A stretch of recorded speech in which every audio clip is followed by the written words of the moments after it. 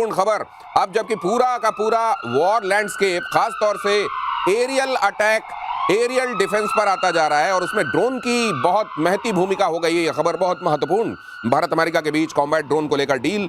America we-bat drone का भारत में निर्माण करेगा मेक इन इंडिया के तहत तकनीक ट्रांसफर के साथ। मतलब अमेरिका की यह टेक्निक है जो भारत को दी जाएगी, भारत अपने यहां पर इसको बनाएगा। ये क्या है वी-बैट ड्रोन और क्या होगा पूरे सिनेरियो में इससे तब्दीली? सर, वी-बैट ड्रोन जो है एआई इनेबल्ड ड्रोन है और सबसे इसमें उत्तम चीज जो मुझे दिखाई दे रही है दिनेश, वो ये कि टेक्नोलॉजी ट्रांसफर होगा।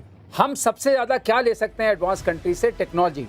जब तक उसकी जियो लोकेशन नहीं होगी मैन्युफैक्चरिंग की, अब हम सब जानते हैं, सारे देशवासी जानते हैं, तब तक उस चीज का पूरा महत्व नहीं होता है, क्योंकि लगभग एक संख्या में आएगी और वॉर में डैमेजेस होते हैं, उसके बाद आपके पास कुछ नहीं रहेगा, उसको संभालने का, सजोने का तरीका आपके पास नहीं होगा। ये ISR ड्रोन है, मतलब इंटेलिजेंस, सर्वेलेंस एंड रिकॉग्निशंस के काम आएगी।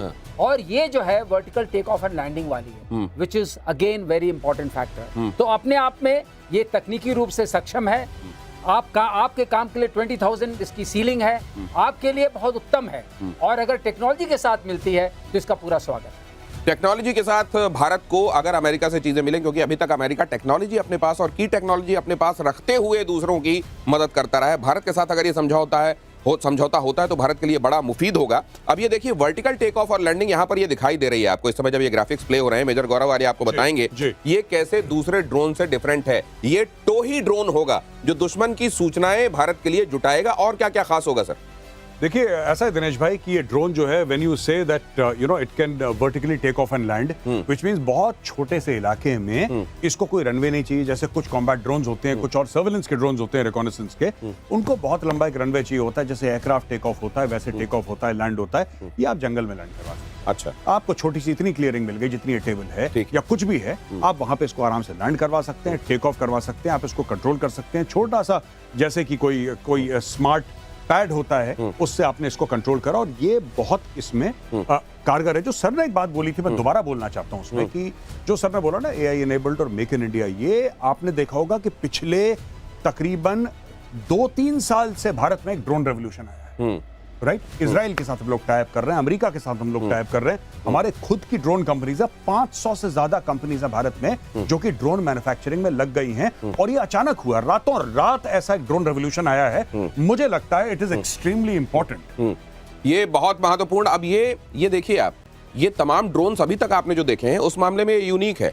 वर्टिकल टेक ऑफ और लैंडिंग वाला तकनीक के पूरे ट्रांसफर के साथ ये आपको एक कटिंग एज दुश्मनों के ऊपर देने वाला है। अब चाइना यहां पर कहां है, पाकिस्तान का क्या हाल है, ये खासतौर से टू फ्रंट का सिनेरियो का जब हम बात करते हैं सर, ड्रोन के मामले में कहा जाता है बहुत मदद चाइना और टर्की भी पाकिस्तान की कर रहे हैं। वो उनके पास भी हैं सर इस तरह के ड्रोन?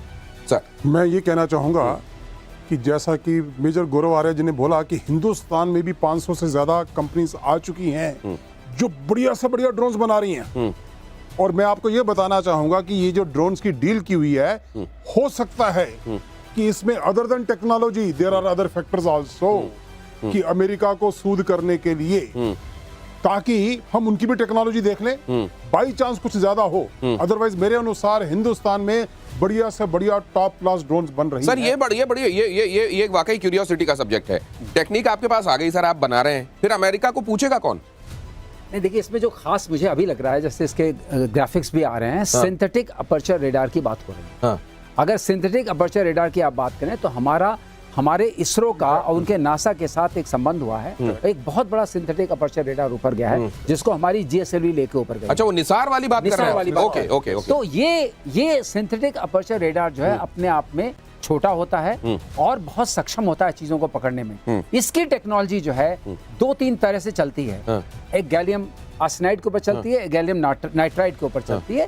तो ये मुझे लगता है जरूर गैलियम नाइट्राइड वाला होगा, क्योंकि वजन हल्का है। ठीक है। और इसकी टेक्नोलॉजी जो है वो उत्तम है। अगर वो हमारे पास आती है टेक्नोलॉजी शेयरिंग करने में, और जियोपॉलिटिकल फैक्टर्स तो होते ही हैं। अगर कोई कंट्री आपके साथ एडवांस टेक्नोलॉजी शेयर कर रहा है, इसका मतलब आपका उसके साथ स्ट्रेटेजिक रिलेशनशिप है। लेकिन जिस वक्त हम ये बात कर रहे हैं, ट्रम्प का टैरिफ भी लग चुका है, तो थोड़ी सी बात तर्क संगत नहीं लग रही है, लेकिन ये तर्क संगत है, क्योंकि स्ट्रेटेजिक रिलेशनशिप वो बहुत कंटिन्यूम में चलता है। और जो बीच का उतार चढ़ाव होता है वो तो शायद चलता ही रहता है। सर, इसमें ये जो गीता का खास तौर से जो बड़ा सूत्र है ना, इस परिवर्तन संसार का नियम है, ये बहुत ज्यादा आयद होता है, ट्रंप पर और ज्यादा आयद होता है। वो परिवर्तन उनके मामले में बड़ा जल्दी होता है, इसलिए इन्होंने जो अनाउंस किया है, कब आप इसको घटते हुए देखें और भारत को न जाने किन तरफ से फायदा होते हुए भी देखें, अभी इस बारे में भी आगे एनालिसिस करेंगे। भारतीय सेना 39 CCPT व्हीकल खरीदेगी। अब ये क्या है, हमारे एक्सपर्ट्स आपको बताएंगे। व्हीकल की खरीदी के लिए रिक्वेस्ट फॉर इंफॉर्मेशन जारी की गई है। लद्दाख, सियाचिन जैसे हाई ऑल्टीट्यूड, बड़ी ऊंचाई वाले इलाकों में CCPT व्हीकल इस्तेमाल होता है। सर क्या है ये CCPT?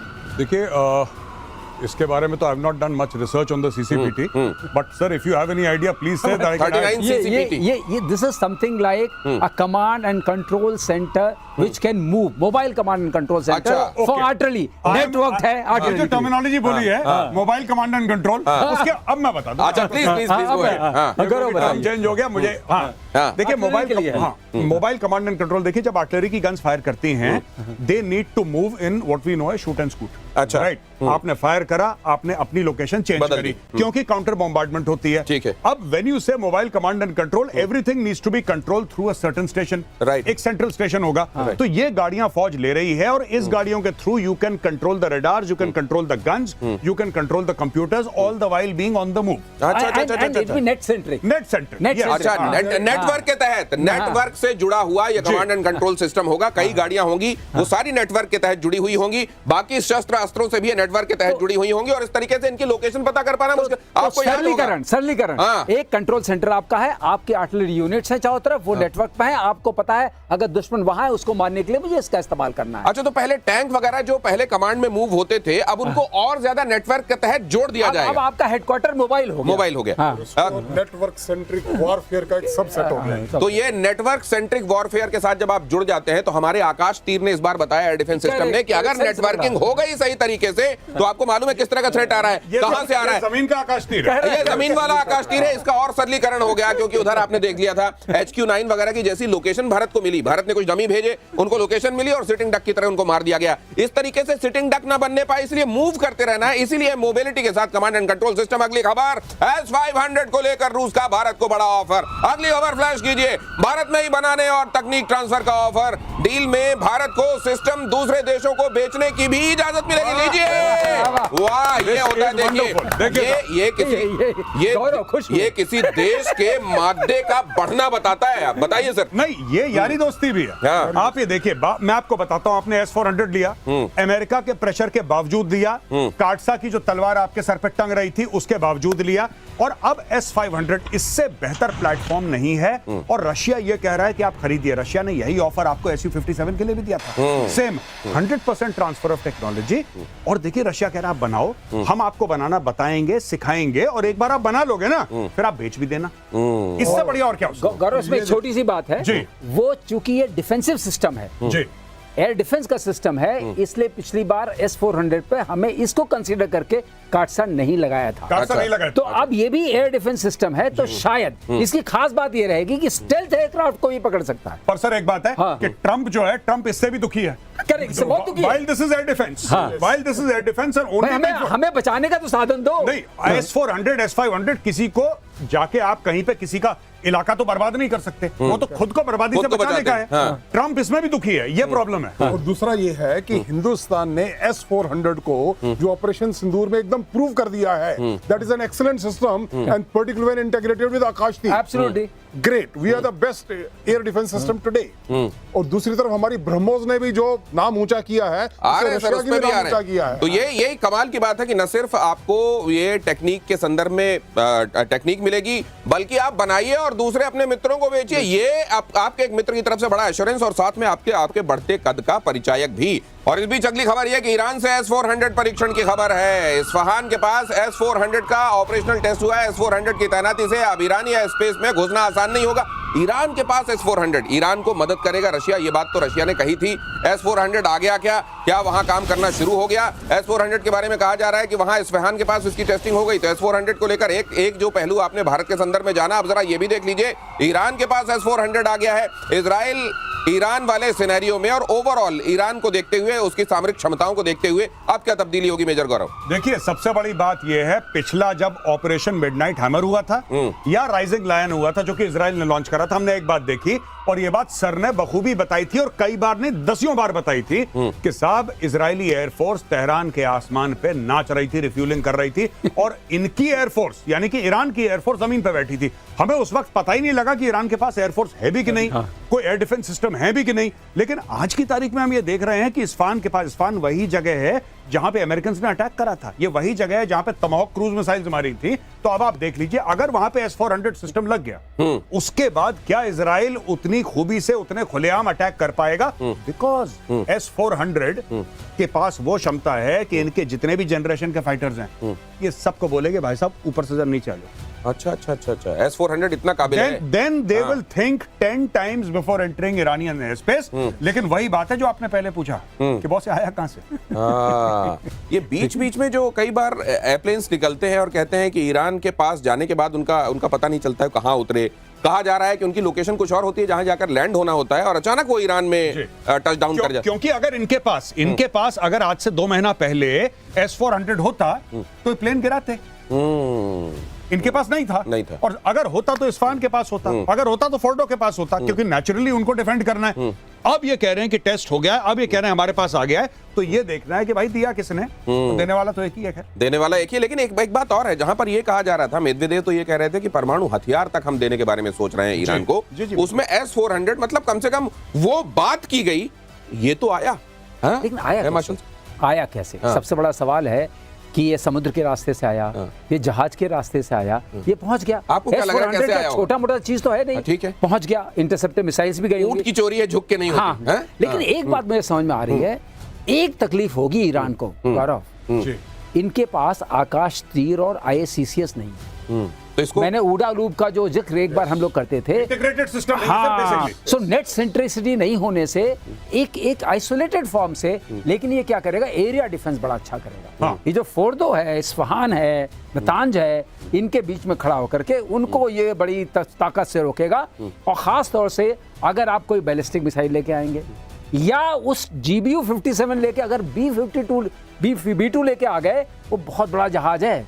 ये S-400 की बात हो रही है, और S-400 अगर हम इस्तेमाल करते हैं, अभी आकाश नहीं, जरा है ये आकाश के बारे में अभी हम बात नहीं कर रहे हैं। आकाश और आकाश तीर तो भारत के संदर्भ में, S-400 अगर ईरान में तैनात हो जाता है, देखिए ये बात यहां पर एक्सपर्ट्स ने बताई, ठीक है, S-400 चला गया, एक पर्टिकुलर एरिया को वो सुरक्षा दे देगा, लेकिन किस तरह का थ्रेट आ रहा है, उसके लिए क्या वाकई S-400 की जरूरत है, किस तरह की जरूरत है, कब जरूरत है, ये वाली जो नेटवर्किंग के जरिए ये जो होता है ना, ये वहां पर नेटवर्किंग नहीं है। ये जो एयर मार्शल श्रीवास्तव अक्सर कहते हैं कि हमने आकाश पर कितनी मेहनत की थी, आकाश तीर जब बना, ये integrated command and control system जो बनाया गया, उसी के जरिए भारत ये समझ पाता है किस डायरेक्शन से थ्रेट आ रही है, कितनी स्पीड से आ रही है, उसके लिए भारत को कौन सा अपना शस्त्र तैनात करना चाहिए। ये सब ईरान नहीं कर पाएगा, लेकिन हाँ, पहले जैसे एकदम ही कुछ नहीं था, उसके आकाश में कोई सुरक्षा नाम की चीज नहीं थी, उसके मुकाबले अब उसकी स्थिति बेहतर हो जाएगी। अगली खबर देखिए जरा, भारत और UAE के बीच एक बहुत बड़ी डिफेंस डील, दोनों देशों का सैन्य प्रशिक्षण बढ़ाने पर जोर।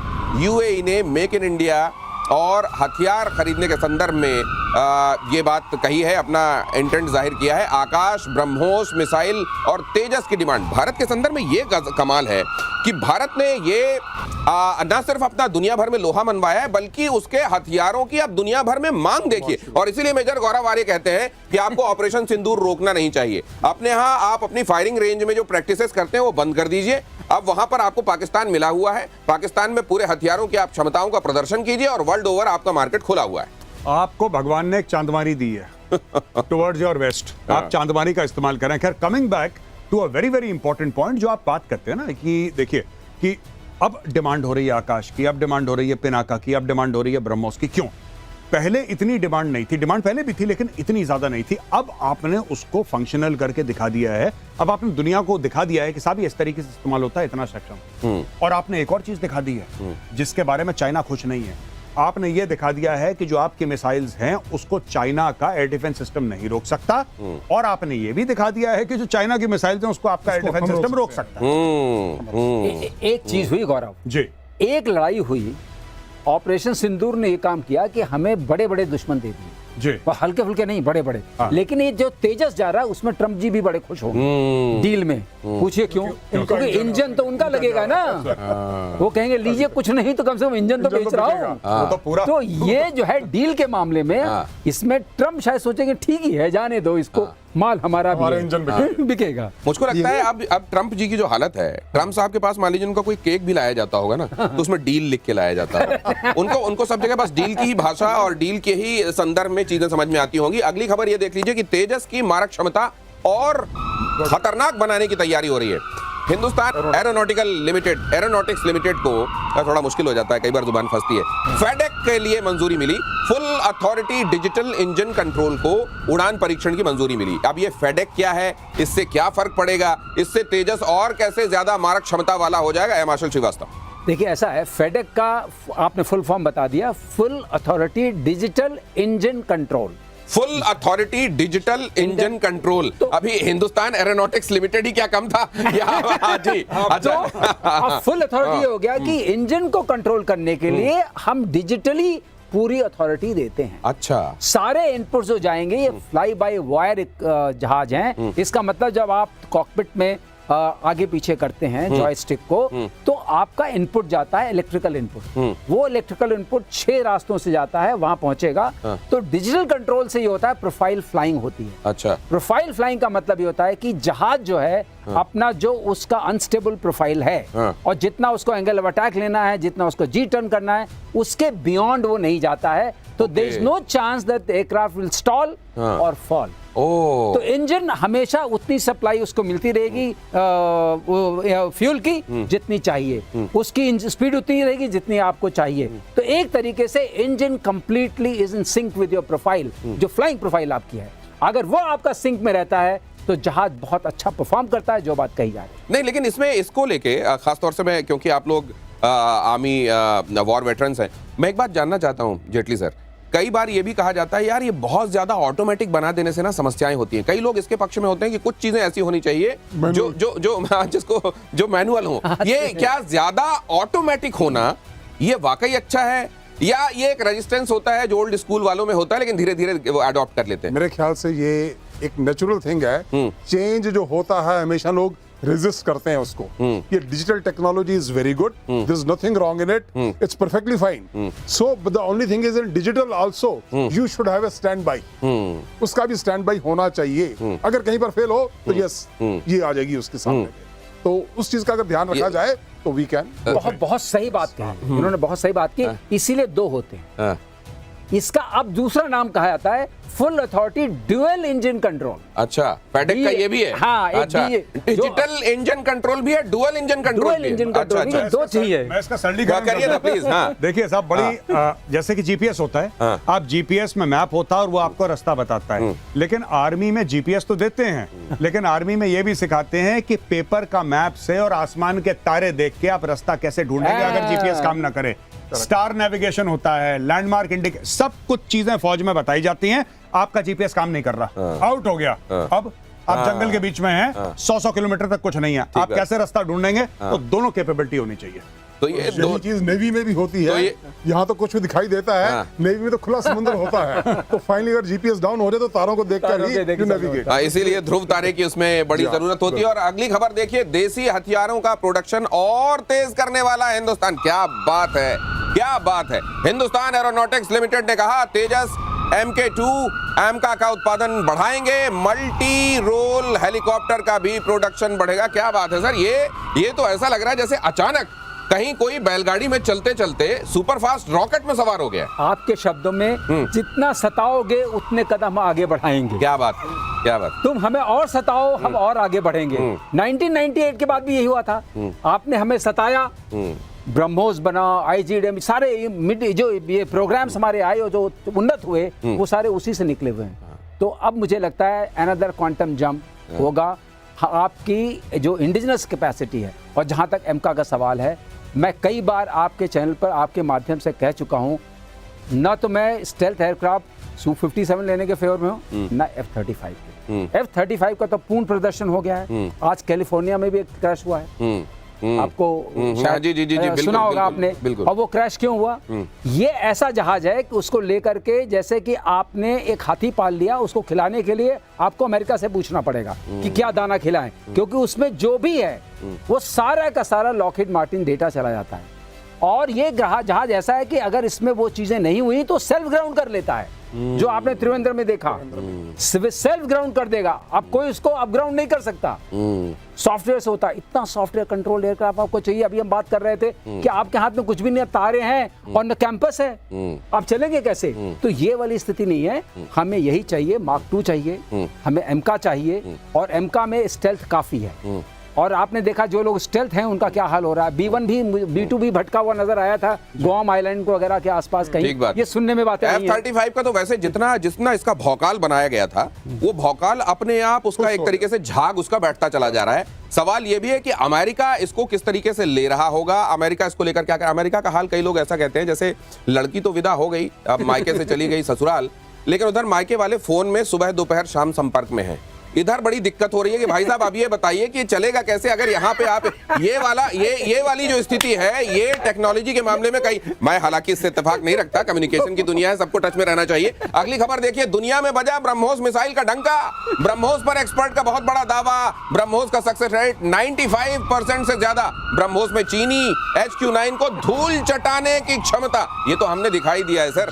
जी। इसीलिए इसी शो में सर ने मजाक में HQ-9 को हेडक्वार्टर 9 बोल दिया था। ऐसी हंसी मजाक में एयर मार्शल श्रीवास्तव सर ने इसको हेडक्वार्टर 9 बोल दिया था। तो वो आप ये कहना चाह रहे हैं वो जो कहा जाता है बॉम्बार्ड द हेडक्वार्टर, बिल्कुल। तो ये नहीं, बिल्कुल आप देखिए ना, इसको चकमा दिया है ब्रह्मोस ने। और अब ब्रह्मोस का जो नेक्स्ट जनरेशन बन रहा है, मैं ये भी आपको बता दूं, वो ये ब्रह्मोस जो करंट ब्रह्मोस है, that is not hypersonic, that is 3.5 times the speed of sound. जो अब न्यू जनरेशन ब्रह्मोस बन रहा है, ओ माय गॉड, उसका रेंज, उसका वेट कम है, उसकी लिथैलिटी ज्यादा है, वो बिल्कुल इस ब्रह्मोस से 3 गुना ज्यादा और बेहतर है, और वो बन रहा है। और क्या ये HQ-9 ये तो वैसे ही, और वो यूपी में बनेगा, और वो यूपी में बनेगा। क्या बात है, क्या जेटली साहब कितने खुश हो रहे हैं। हाँ, और ये इसमें इसका मतलब बहुत ज्यादा खतरनाक होगा, ज्यादा खतरनाक होगा अगर यूपी में बनेगा। एक और बात बताते हैं, उससे बड़ी अच्छी चीज है, वो कार्बन कंपोजिट से बन रहा है।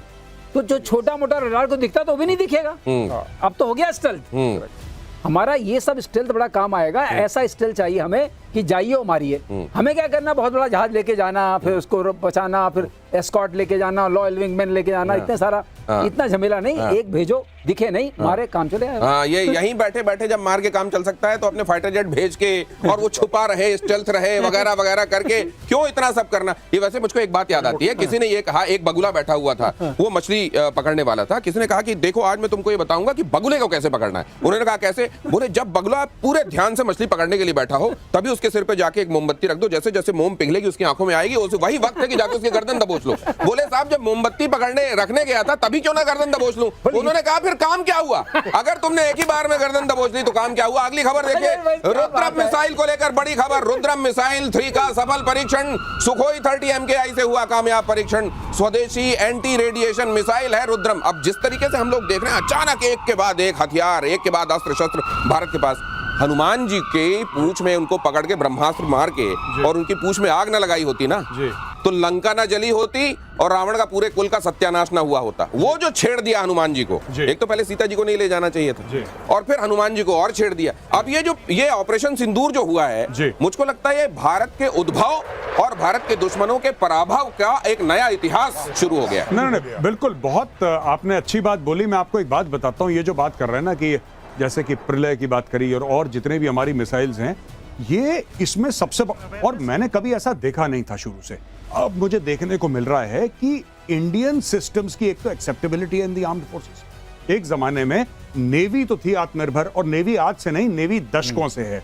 हाँ, कुछ रशिया से इनके प्लेटफॉर्म जरूर आए हैं, लेकिन ज्यादातर नेवीज के 90-95% Indian navy, it was a great believer in naval design bureau वगैरह वगैरह, कि भाई you should make in India. Army और एयरफोर्स का ये था इंपोर्टेड, ये सारे के सारे मेड इन इंडिया। और कितनी फक्र की बात है हमारे लिए कि पाकिस्तान का सर झुकाया उन हथियारों से जो कि भारत में बने। समझ गौरव मैं भी ले लूं जी सर, ये सारे बनते हैं भारत डायनेमिक्स लिमिटेड में, और वहां पर मैं डायरेक्टर प्रोडक्शन रह चुका हूं। अरे वाह। और ये सारे की शुरुआत उस पीरियड में हुई थी, और सारे के सारे। और भारत डायनेमिक्स लिमिटेड का क्या है जो वाक्य बोलते हैं हम लोग? क्या है sir? Force behind peace. Force behind peace. Sir ये आपने शांति लाना है तो ताकत लानी पड़ेगी। शांति लाना है तो पहले मिसाइल मारना है। हाँ। यहाँ पे जहाँ पे गिर गई वहां पे शांति तो हो ही जाएगी सर। ये इसीलिए प्रधानमंत्री नरेंद्र मोदी ने कहा शस्त्रेण रक्षिते राष्ट्रे धर्म चर्चा प्रवर्तते। लेकिन सर ये जो आपने देखिए कृष्ण भगवान को अपने दिल पर जगह दी हुई है। भगवान कृष्ण जो है यही कहते हैं कि धर्म संस्थापनार्थाय संभवामि युगे युगे। आप नेवी के संदर्भ में ये जो खुद मुख्तारी की बात की जाती है कि पहले से अपने पैरों पर नेवी खड़ी हुई है, बिल्कुल। तो सर आज कहां पहुंच गई है नेवी फिर? देखिए, नेवी ने जो इंडिजिनाइजेशन शुरू किया, आप दूसरा भी देख रहे होंगे, आईआईटी लिखा हुआ है। आईआईटी लिखा जी। आईआईटी खड़गपुर में कैसे शिप बनाए जाते हैं, इसकी पढ़ाई 50s में शुरू हो गई थी। अच्छा। जब आईआईटी खड़गपुर बना था 1951 में, अभी उसकी प्लेटिनम जुबली मनाई जा रही है बाय द वे। तो शिप डिजाइनिंग का बहुत बड़ी ट्रेनिंग वहां पे होती थी खड़गपुर में। और जो नेवी में ऑफिसर्स आते थे, कंस्ट्रक्टर्स बोलते थे उनको, उनकी स्पेशलाइजेशन भी खड़गपुर में होती थी। तो ये नेवी का जो शिप डिजाइन और सबमरीन डिजाइन का जो काम है, ये लेट 50s में शुरू हो चुका था। उसी के कारण हिंदुस्तान का जो पहला फ्रिगेट बना आईएनएस नीलगिरी, वो 1971 में कमीशन हो गया था। 1971 की बात देखिए आप उस टाइम पे। और उसके बाद एक के बाद गोदावरी क्लास, नीलगिरी क्लास, कितने ही शिप हिंदुस्तान में बने। और इन सभी शिप में मैं बताऊं आपको, वेपन्स को छोड़ करके अगर देखें तो पूरा पूरा इंडिजिनस था। लगभग you can say 75% indigenous content था इन शिप्स का। यस, उन दिनों में हम हथियार बाहर से मंगवाते थे, कुछ अमेरिका यूएस के बहुत कम होते थे, मेजॉरिटी रशियन होते थे। तो लेकिन अभी धीरे धीरे हथियार भी हिंदुस्तान में बनने शुरू हो गए हैं। कम से कम रडार, कम्युनिकेशन सिस्टम्स वगैरह हमारा बेल बना रहा है। तो ये कंटेंट और काफी बढ़ गया है। अब ये आत्मनिर्भरता, ये स्वावलंबी होना एक कदम और आगे बढ़ गई इंडियन नेवी। इसमें देखिए इंडियन नेवी की ताकत और बढ़ेगी। क्यों? क्योंकि जर्मन एआईपी टेक्नोलॉजी से लैस होगी सबमरीन। ये जर्मन एआईपी टेक्नोलॉजी क्या है, और जब ये भारत की पनडुब्बियां इससे लैस हो जाएंगी तो क्या होगा, ये आपको कमांडर जेटली बताएंगे। 9 नई और बेहद घातक सबमरीन खरीदने पर भी विचार चल रहा है। जमीन के नीचे तो ठीक है, ये पानी के नीचे ही नीचे टॉर्पीडो निकले और उधर जाकर काम खत्म हो जाए। ये जो बैठे बैठे मारने वाली बात अभी मार्शल श्रीवास्तव कर रहे थे, सर ये क्या है एआईपी टेक्नोलॉजी? देखिए, जो रिसर्च चल रही है नेवी के फील्ड में भी, वो ये है कि जिस प्रकार से एयर फोर्स है, एयर में हमारी ड्रोन्स होती हैं, तो अंडर वाटर भी ड्रोन्स का इक्विवेलेंट वो होना चाहिए। अभी तक टॉर्पीडोज होते थे और डेप्थ चार्जेस होते थे। अब in addition to that the underwater drones, you can call it. अब उसके लिए क्या नाम देंगे मुझे मालूम नहीं है। ये एक्चुअली इसको बोलते हैं एयर इंडिपेंडेंट प्रोपल्शन। अच्छा। तो होता क्या है, जब कोई डीजल सबमरीन नीचे जाती है तो उसको ऊपर उठना पड़ता है ऑक्सीजन के लिए। डीजल वाली पनडुब्बी को सांस लेने के लिए ऊपर आना पड़ता है। ठीक है सर। वो 2-3 दिन में एक बार आपको आना पड़ता है। जब आप सरफेस करते हैं तो आपका आरसीएस आपको देख सकते हैं, लोग सैटेलाइट से देख सकते हैं, तो विजिबिलिटी आपकी नहीं रहती है। यही चीज अगर न्यूक्लियर में कहा जाए, न्यूक्लियर पावर्ड में, वो महीनों अनलिमिटेड है, नीचे रह सकते हैं। और इसका 40 दिन का होगा। ओके, तो अब क्या एआईपी का क्या है, वो 10 टाइम्स 20 टाइम्स ज्यादा है। अच्छा। और ये आप फूड भी कितना कैरी करते हैं, न्यूक्लियर के बारे में कहा जाता है जितना आप फूड कैरी कर सकते हैं आप उतने दिन रह सकते हैं। तो डिपेंड करता है क्रू साइज क्या है, कितना फूड है, क्या लेके आप जा रहे हैं। इसका यह है कि 30-40 दिन का फूड नॉर्मली सबमरीन्स कैरी कर लेती हैं अपने क्रू के लिए। उसको लेके नीचे घुस जाएगी तो पता नहीं चलेगी। इस पर मैं इसलिए बोल पा रहा हूँ कि मैं एलएनटी में था और वहाँ इस पर काम हो रहा था। अच्छा। और उस डिवीजन में भी। क्या बात है, इसलिए बोल पा रहा हूँ, वरना ये सार्थकता यही कर सकते थे। एआईपी इस तरह की टेक्नोलॉजी होगी कि डीजल वाली पनडुब्बी जिसको ऑक्सीजन लेने के लिए, सांस लेने के लिए सतह पर आना पड़ता है, दुश्मन देख सकता है, कोऑर्डिनेट्स बेहतर तरीके से पता कर सकता है। अब ये ऊपर आने वाला झंझट खत्म। 40 दिन तक आप अंदर रहिए, बस खाना लेकर जाइए और दुश्मन का बैंड बजाते रहिए। लेकिन सर ये सरलीकरण, एयर इंडिपेंडेंट प्रोपल्शन, मतलब हवा की जरूरत नहीं है, प्रोपल्शन चालू। हाँ, एयर से आपने वो भी बताया था किस तरीके से वो सामने की तरफ एक हवा की गुफा जैसी बन जाती है जो ड्रोन को लेकर जाती है ना, वो उस पर आएंगे। लेकिन सर ये कुल मिलाकर ये तो पूरा पिछले 10 सालों में और खासतौर से भारत के संदर्भ में पिछले 5 सालों में अपसाइड डाउन टाइप का परिवर्तन हो रहा है सर। ये कोई परिवर्तन नहीं हुआ। बेसिकली क्या है, लीडरशिप ने चाबी लगाई है। अच्छा। टैलेंट था, हाँ। साइंटिफिक एंड इंजीनियरिंग माइंड्स थे, सब लोग थे, भारत में सब कुछ था, ब्यूरोक्रेटिक एक रट में फंसा हुआ था, सब कुछ फंसा हुआ था। यहाँ पे लोग आए, उन्होंने बोला कि we don't want excuses. For example, Jagannath ji का रथ खींचना आसान है सर। हाँ। ये भारत की जो लाल फीता शाही वाला रथ है ना जी। इसको चरमराते हुए रथ को चला देना, ये तो मतलब कमाल ही था ये। मैं आपको एक और बात बताऊं, जो हम हथियारों से लड़ते थे शुरू में, मैं आपको ये भी बता दूं, that was not because of the government, that was in spite of the government. सरकार ने पूरी कोशिश करी कि ना हो पाए पहले। अब क्या है कि अब चाबी दी जा रही है, अब इनकी चूड़ियां कसी जा रही हैं, और अब पैसा दिया जा रहा है, अब फटाफट सब कुछ क्लियर करा जा रहा है। आपको क्या लग रहा है कि इसरो के जो साइंटिस्ट हैं, जो इतने सक्सेसफुल मिशन भेज रहे हैं मून पे और सन पे, वो कल भर्ती हुए हैं? या वो मोदी जी ने शपथ लेने के बाद भर्ती करे थे? ये तो 30 साल से इसरो में। पहले क्यों नहीं जाते थे इतने? अब क्यों जाते हैं? क्योंकि डायल पे हैं directly. Chairman ISRO is on direct mobile phone contact with the prime minister of India. PMO के साथ वो उनकी डेली बातचीत है। वो कहते हैं बताओ कितना पैसा चाहिए, भेजो ऊपर। तो जब इस तरीके से एक लंबे समय तक वो वाला लल जो आप बता रहे हैं, या कि आपकी वजह से नहीं, आपके बावजूद हम कर रहे हैं वाली जो बात है, उसमें जब किसी को फिर से दौड़ाया जाता है, कितने दिनों में रिदम आ जाती है? नहीं, पहले तो जबान बाहर निकल जाती है, क्योंकि आपकी आदत नहीं होती।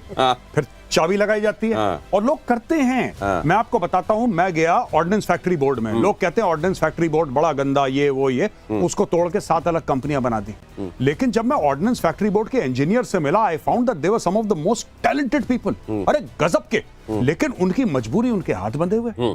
आज वही ऑर्डिनेंस फैक्ट्री बोर्ड की एक जो कंपनी है, उसका टाई अप हुआ है रशियन कंपनी के साथ, और वो बना रहे हैं AK-203। अब ये जो कहा जाता है, हमारे शास्त्रों ने कहा, ये अमंत्रम अक्षरम नास्ति, नास्ति मूलम अनौषधम, अयोग्यः पुरुषः नास्ति, योजकः तत्र दुर्लभः। ये सब कोई अक्षर ऐसा नहीं है जिसका कोई मांत्रिक महत्व नहीं है, कोई मूल ऐसी नहीं, कोई जड़ ऐसी नहीं है जिसका कोई औषधीय इस्तेमाल नहीं हो सकता, कोई पुरुष ऐसा नहीं है जो अयोग्य है, लेकिन उसका योजन सही तरीके से नियोजन करने वाला, उसका पारखी वो नहीं मिलता। भारत के समय जो लीडरशिप इस समय भारत के पास है, वो पारखी लीडरशिप है। इसीलिए आप देख रहे हैं ये ताबड़तोड़ चेंजेस। और अगली खबर देखिए, सिंगापुर में भारतीय नौसेना का युद्धाभ्यास, INS सतपुड़ा के साथ युद्धाभ्यास। ये सिंगापुर, अलग अलग जगहों पर सर ये जो वॉर ड्रिल्स होती हैं भारत के साथ, ये जो वॉर ड्रिल्स भारत अपने मित्रों के साथ करता है, इसकी एक तो होता है खुद को रवानगी में रखना, मोमेंटम में रखना, वॉर रेडी रखना, और क्या मायने होते हैं? देखिए जी, इंडियन नेवी के शिप गुडविल विजिट के लिए पूरी दुनिया में जाते रहते हैं, और वहां पर जाकर के शिप जब एक वीक के लिए रहता है, तो वहां के बच्चे, वहां के लोग शिप के ऊपर आते हैं, तो एक तो रिलेशंस बड़े अच्छे होते हैं उस देश के साथ, और उनको हमारी पावर के बारे में भी पता चलता है। इसी के कारण से जो नेवी को माना जाता है फॉर द गुडविल विजिट्स, पूरी दुनिया के अंदर हिंदुस्तान को, जिसको ब्लू वाटर नेवी भी आप कह सकते हो, उस दिशा में हम आगे बढ़ रहे हैं धीरे धीरे। उस चीज को डिमॉन्स्ट्रेट करने के लिए हम एक्सरसाइजेस करते रहते हैं अलग अलग देशों के साथ। तो थोड़ी ये मसल फ्लेक्सिंग भी होती है, थोड़ा देख लो हमारे फ्लेक्सिंग। भाई एक बात बताऊं, जो सर ने बोला, विद योर परमिशन सर, मुझे ऐसा लगता है, ये मेरा विश्वास है कि I think Indian navy is the ultimate projector off India's foreign policy. एक तो आपका फॉरेन ऑफिस प्रोजेक्ट करता है अपने पॉलिसीज की वजह से, लेकिन जब आपको कम्युनिकेट करना पड़ता है कि ये पावर है, अब आपको कम्युनिकेट करना है किसी देश में जो कि यूरोप, वहां पे इंडियन आर्मी तो जाएगी नहीं, जाहिर सी बात है, Indian army is operating here, कौन जाएगा? It will be the Indian navy. That is how you project India's power in India's foreign policy. अच्छा, जस्ट इमेजिन कोई देश है और उसके सामने, जस्ट इमेजिन लोग खड़े हैं, यहाँ पे 2000 की भीड़ है, 5000 की भीड़ है, और उनके दूर समुद्र में INS विक्रांत खड़ा हुआ है, वहां से टेक ऑफ कर, आप उसका जो पावर प्रोजेक्शन है एक एयरक्राफ्ट कैरियर का, वो हो ही नहीं सकता किसी और चीज का। और फिर वहां के मान लीजिए 3 शिप्स गए किसी जगह पे, कुल मिला के उनकी शिप्स कंपनी की स्ट्रेंथ 1000 है, मान लीजिए 1000 लोग 3-4 दिन के लिए उस कंट्री में रहेंगे, वो घूमने के लिए भी जाएंगे, उनकी भी इंडस्ट्री को भी काफी फायदा होता है, टूरिज्म इंडस्ट्री का भी पार्ट बन जाता है ये। So they are also very happy कि हिंदुस्तान के शिप्स आए हैं, बड़ा वेलकम करते हैं, तो एक बड़ी अच्छी भावना पैदा होती है उनके साथ। भावना के साथ साथ एक और चीज होती है, ही नोज इट, कह नहीं रहे हैं, कि आपको सारे सी लेन्स की तरकीबें भी मालूम पड़ती है कि कहां पर क्या है, कैसे चल रहा है। घूमते टहलते आप रेकी भी करते रहते हैं, क्योंकि आप यूं तो जा नहीं रहे हैं, साजो सामान के साथ जा रहे हैं, आप भी पता करते हैं कि अच्छा नीचे यहाँ इतनी गहराई है, यहाँ ये है, उधर वो नजर आ रहे हैं, इधर ये नजर आ रहे हैं, आप भी तो पूरा ध्यान रख के चलते हैं। और ये मेरे एयर डिफेंस जोन में आ रहा है कि नहीं आ रहा है, ये मेरे एफेंस जोन में आ रहा है कि नहीं आ रहा है, सारे जो आपके पास ऊपर चीजें लगी, उससे आपको आइडिया लगता है कहां तक आप मार सकते हैं, किसको मार सकते हैं, किसको मारने के लिए कहां खड़ा होना पड़ेगा, वो सब मामला चलता है। इसकी थोड़ा साथ साथ चलता रहता है। तो जिसको कहते हैं तौलना कौलना वो भी होता रहता है साथ साथ। और अगली खबर यह है कि प्रलय मिसाइल का हुआ कामयाब परीक्षण। ट्रायल के बाद प्रलय के प्रोडक्शन की तैयारी। प्रलय मिसाइल की रेंज 150 से 500 किलोमीटर। ये 150 से 500 किलोमीटर रेंज वाली ये जो प्रलय मिसाइल है बाकी मिसाइलों से क्या अलग होगा और ये अपने नाम के साथ क्या बता रही है, कहाँ प्रलयंकारी होगी सर? ये प्रलय आएगी, ये वाकई प्रलय लाएगी। इसके पास वॉरहेड जो है अभी प्रोजेक्ट नहीं किया है, आई थिंक 500 के करीब 500 किलोग्राम के आसपास है। 500 किलोग्राम का वॉरहेड लेकर जाएगी, जा सकती है। और 500 किलोमीटर में तो भाई साहब निपट गए हमारे एक साइड वाले, तो वो उनको और उधर वाले लड़ते नहीं हैं, इधर वाले कोशिश करते हैं उनके अच्छा वो नाम रखते हैं सर अबाबील शाहीन, चलाते हैं वहीं फुस होके वहीं गिर जाती है। तो हमने तो प्रलय रख दिया ना, आने दो।